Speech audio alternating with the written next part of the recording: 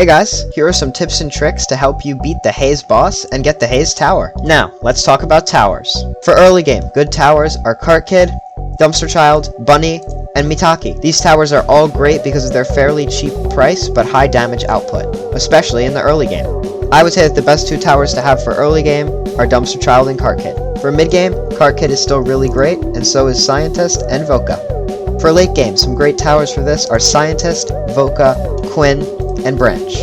And for your support towers on this map, it's really important to have stunning towers like Bite and El Goblino because of El Goblino's Crucifix and Bite's insane stun rate at max level. Don't forget about Spectre or Balloon Pal. If you're going to be going in solo with a bunch of randoms, a loadout I would recommend is Scientist, Cart Kid, Spectre, Balloon Pal, and Lemonade Cat, as you'll have the two main supports, a late game and an early to mid game tower, plus a way to make money.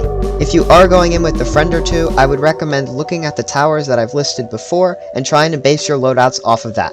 I would recommend playing this map with at least 4 to 5 people, as when I've played it, it has come really close, even when we had 5 people and all of us had Scientists. Now let's talk about the boss of this map, Haze himself. On hard mode, Haze has 500,000 health, and doesn't go super slow, which is why stun towers are so important. However, Haze doesn't have any special abilities, so you don't need to worry about that. Now, let's talk about the map. The map itself is pretty dark. To combat this, you're going to want to go into your Roblox settings and turn graphics to 1. Then you're going to want to go into interface and turn hover path on, so you can see the path. Then you're going to go into lag and turn hide materials on. All this just makes the map path itself a little bit easier to see, and is actually really helpful. Now, let's talk about the enemies.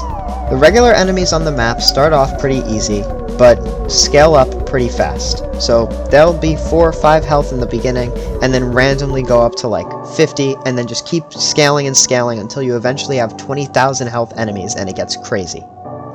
So I would recommend, if you are going in with multiple people, everyone should be bringing Scientist, everyone should have a bunch of max Scientists by wave 35, and you should be saving up for abilities from that point on.